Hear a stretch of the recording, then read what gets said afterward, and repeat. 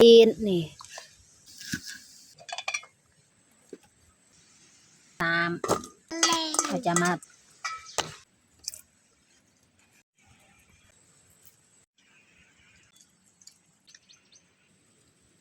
อย่าลืมกดไลค์กดแชร์และกดติดตามเด้อพี่น้อง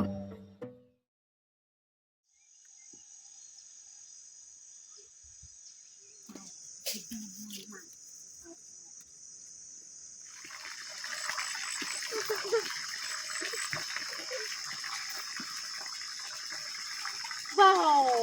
จ้าตาวตัดแล้วเรา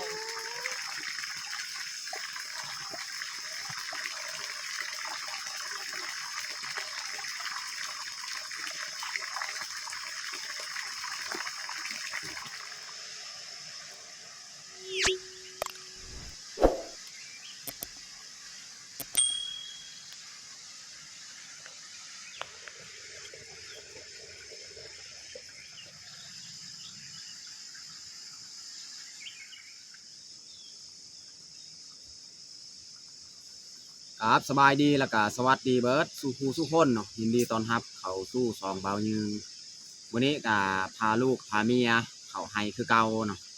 เอาน้องพลอยทักทายสบายดีลุงป้าสบายดีลุงป้าเอาน้องมุกดาทักทายสบายดีFC สบายดีFC ทุกคนมื้อนี้เฮาก็พากันเขาให้ วันนี้เขาก็สิมาเสียหญ้าให้คือเก่าแหละตามเดิมตามเคยเพราะว่าหญ้าให้ของเฮาบ่ทันสำเร็จเราก็ต้องได้เอามาเสียคือเก่าวันนี้ก็มีน้องพลอยมานำเนาะน้องพลอยนี่ก็อยู่เที่ยงให้นี่แหละเขาก็สิเสียหญ้าของหอบแถวเที่ยงให้นี่แหละมีเขาก็คือเขานำมานำเห็ดกินเห็ดยากหน่อยโอเคมีแต่ทุกคนติดตามเบิ้งติดตามชมกับพวกเฮาได้ยาวๆเลย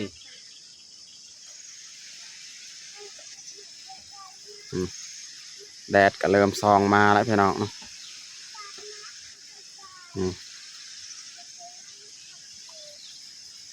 พูดแล้วพี่น้องเห็นแถวเทิงกันยังยาบอนหัดเนาะบอนนี่ก็ยังบ่ทันเสียได้แถวนี้แต่ว่าเบิ่งแบบนี้นี่คือบ่มีหญ้าแต่ว่าอยู่ลุ่มนี่เพราะว่าเข้ามันจะท่วมเฮาบ่เห็นอยู่เทิงหั่น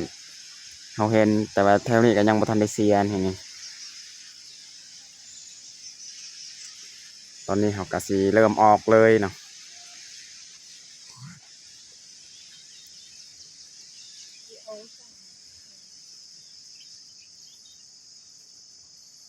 บอนใดที่เฮาเสียหญ้าแล้วเข้ามันก็จะเขียวดีพี่น้องเนาะพี่น้องเบิ่งทางเทิงหันยังบ่ทันได้เสียหญ้ามันสิเหลืองๆหน่อยนึง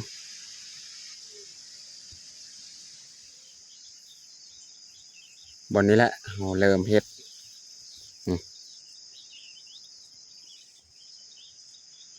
เราจะขึ้นมาเสียทางเทิงก่อนเนาะแล้วก็เราก็ค่อยๆเสียลงลุ่มเลยเนาะ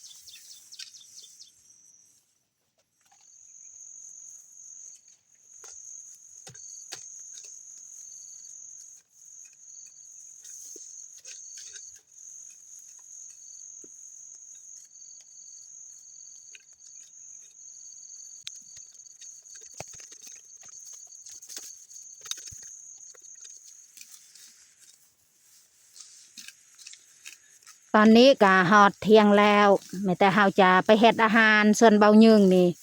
ยังเสียหญ้าปล่อยไปเฮ็ดอาหารกับน้องพลอยนี่อยู่เที่ยง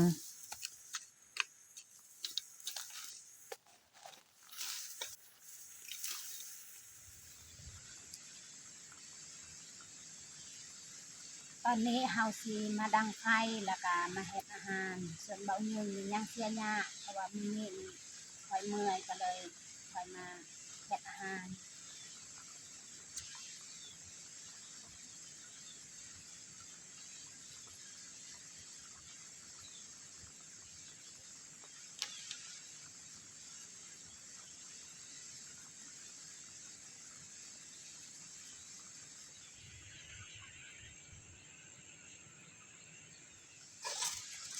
หลังจากเขาดังไฟแล้วเขาก็จะเอาถ้วยบวงเอาไปล้างจะเอาชิ้นเยื่องน้ำเอาไปล้างอีกาน้ำเลยน้องพลอยนี่นอนปลุกมากก็บริตื่นเขาปลุกแล้วนี่เพิ่นบริตื่นเพิ่นว่าอยากนอน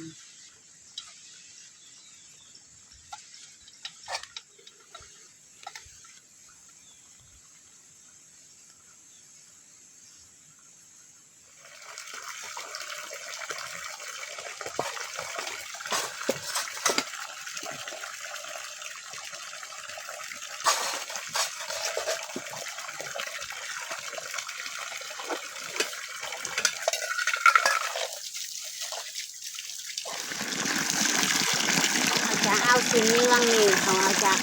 จะมาล้างเลยนี่ชิ้นเยื่องที่เขาซื้อมาจากเจ้า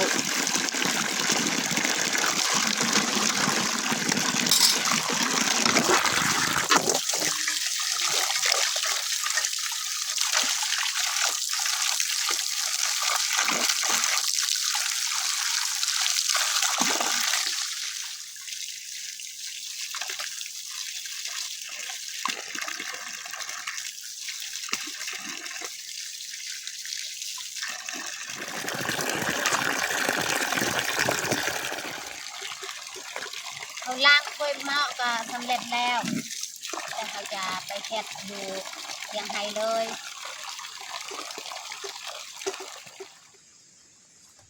ชิ้นเยื่องนี่เขาล้างแล้วเมนูที่เขาจะเฮ็ดก็คือเขาจะมาเฮ็ดลาบเนาะพี่น้องเขาต้องเตรียมเครื่องปรุงก่อนจากหน่อยจึงมาซอยเขาจะเอาข้าวคั่วนี่มาคั่วก่อน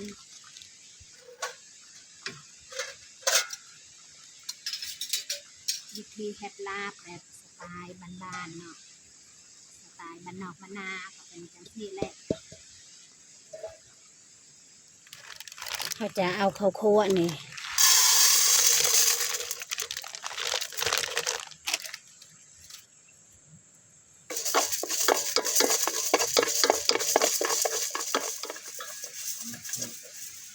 ข้าวคั่วก็สำเร็จแล้วแต่เขาจะป้องแล้วก็ให้น้องพลอยตำเพราะว่าน้องพลอยว่าตัวเองอยากตำ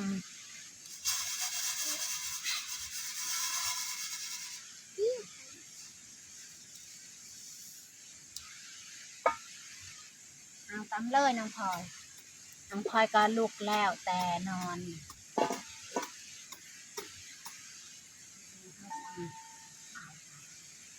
วันนี้เขาสิมาคั่วมาเผ็ดอีก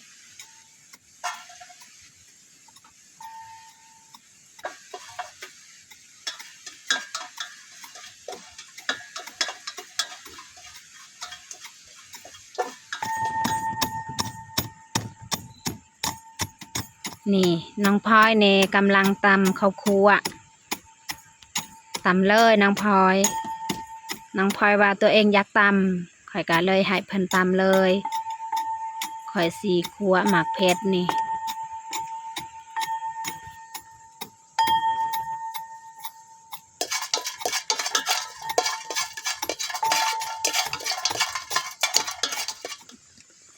ตอนนี้เราจะมาใส่น้ำนี่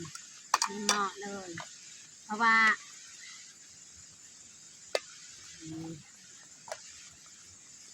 ตอนนี้นี่เราจะใส่น้ำในหม้อ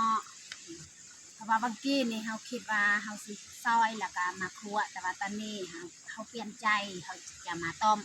แล้วก็เราจะมาเฮ็ดน้ำซุปน้ำแกงเนาะเราจะมาต้มเอา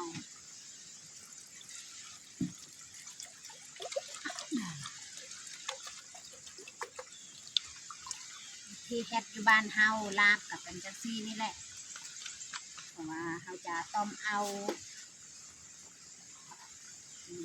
ต้มซีนเราจะเอาน้ำทางไว้ก่อนเพื่อให้น้ำมันทอดจากหน่อยจึงมาใส่ซีนแล้วก็ใส่ขัวสีไข่แล้วก็ใส่ข่าเราจะมาเฮ็ดน้ำแกงหรือว่าน้ำซุป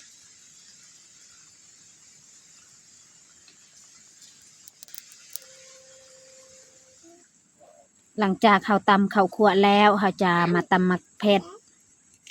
นี่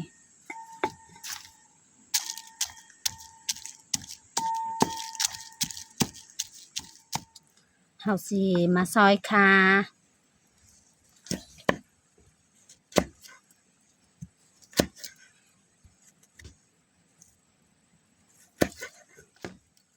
แล้วก็เขาจะมาทุบหัวสีไข่นี่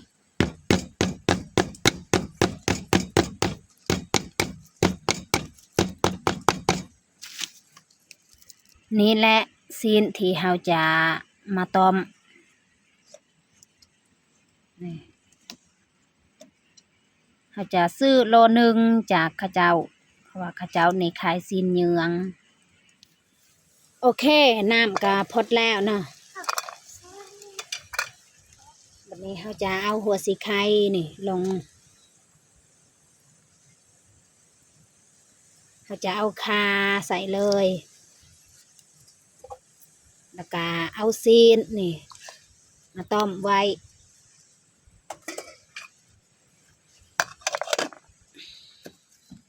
เราจะมาซอยคานี่ เราจะมาซอยค่ะ ตัวนี้นี่เราจะเอามาตำนี่เอากระคกแล้วก็เอามาตำเลยนี่ แล้วก็มาตำมักเผ็ดเลย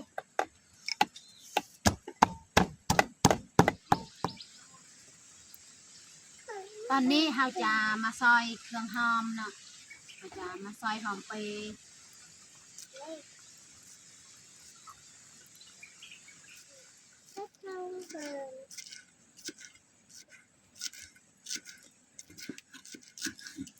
เราจะมาซอยหอมบัวนี่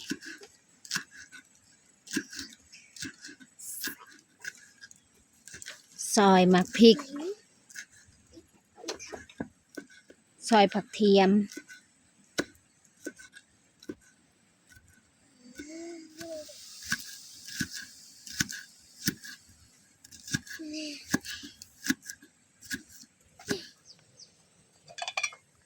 นี่ซีนของเฮาก็น่าจะสุกแล้วแต่เฮาจะป้องแล้วก็เอามาซอย วิธีเฮ็ดลาบอยู่บ้านเฮาก็เป็นจังซี่นี่แหละเฮาจะต้มใบก่อนแล้วเอามาซอยเฮาซอยเครื่องปรุงก็ครบแล้ววันนี้เฮาจะเอาซีนแล้วก็มาซอยเฮาจะมาป้องซีนของเฮาก็สุกแล้วเฮาจะป้องแล้วก็เอามาซอยเลย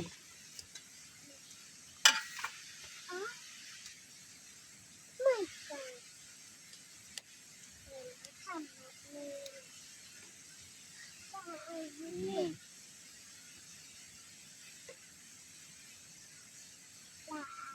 เขาจะมาซอยเลยโอ้อ่อนนี่ ละอายเธอ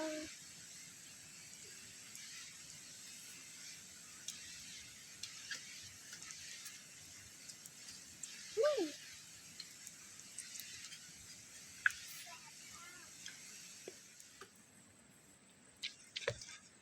ไม่เลย เขาจะมาซอยเป็นตอนน้อยๆเป็นตอนพอดีงามนี่อยู่บ้านเฮานี่เฮาเฮ็ดลาบก็เป็นแบบนี้เฮาต้มใบก่อน เขาต้มสุกแล้วก็เอามาซอยบ่แม่นคืออยู่ในเมืองนี่เขาจะซอยก่อนแบบนี้แหละสูตรบ้านเฮานี่คิดสูตรอยู่บนดอยอยู่เขตบนดอยนี่แหละก็เป็นจังซี่ ไม่ก็เป็นทำตรง ชนบทเขตชนบทก็เป็นจังซี่นี่แหละเขาจะมาเฮ็ดลาบแล้วก็เขาจะต้มใบก้อนแล้วก็มาซอยนี่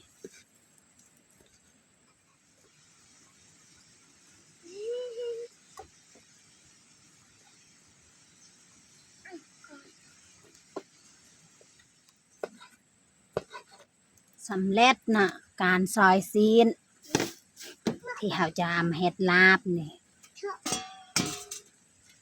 ทำไมแบบ โอเค ตอนนี้เราจะมาปรุงเลยนี่เราจะเอาซีนแล้วก็มาใส่ซามเครื่องปรุงที่เราจะปรุงก็เราเตรียมไว้แล้วนี่ นี่จะมีข่าแล้วก็หมักพริกแล้วก็หอมเปรย์จะมีหอมแดง ผักเทียมแล้วก็ผักบัวแล้วก็มักพริกพองแล้วก็ข้าวคั่วเนาะจะมีเกลือแล้วก็แป้งนัวเราเตรียมไว้ครบแล้วมีแต่เราจะมาปรุงเลย ตอนแรกก็คือเราใส่ข้าวคั่วนี่แล้วก็ใส่มักพริกใส่หน่อยหนึ่ง อันนี้สิมีตะ ใส่หอมแดง ใส่หอมพริก แล้วก็ใส่ข่านี่ ใส่ข่าใส่แล้วก็ แล้วก็ใส่ผักเทียม แล้วก็ใส่ผักเทียม จะใส่เกลือ แล้วก็ใส่เกลือ บ่แม่นเนาะเราใส่แป้งนัวลืมแหละเราใส่เกลือนี่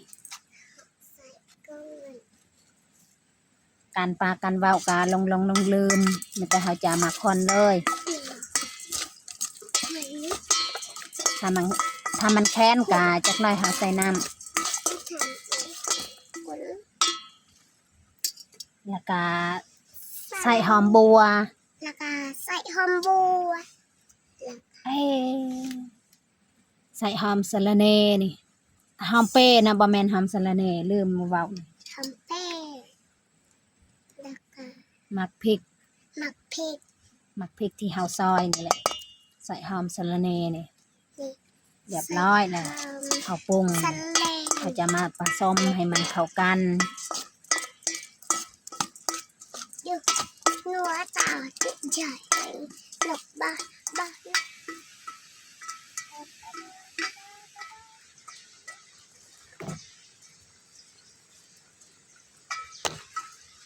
เขาก็ส้มก็เรียบร้อยเอาก่อนนี่สำเร็จแล้ว เอ้ย เขาจะตักไว้สวยๆเลย เอ้ย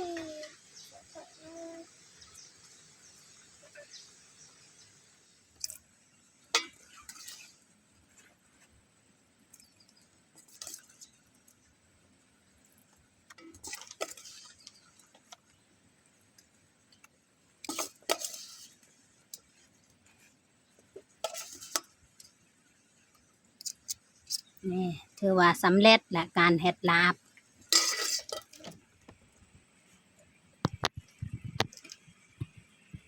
นี่เขาจะมาปัดหมักโม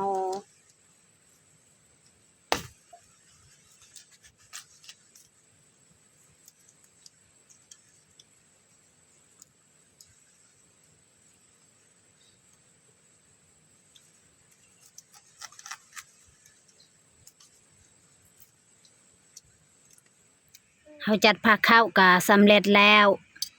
นี่ผักที่เขาจะแก้มก็จะมีหมากถั่วแล้วก็มีหมากแตง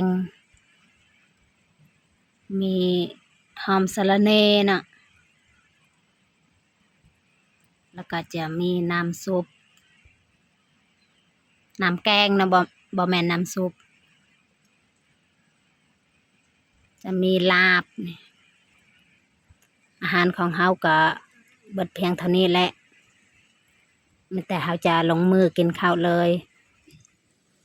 เฮาจัดผ้าข้าวก็สำเร็จแล้วมีแต่เฮาจะลงมือกินข้าวเลย เอามาพี่น้องมากินข้าวเที่ยงนำกัน อยู่ไห้อยู่สวน มากินข้าวนำกัน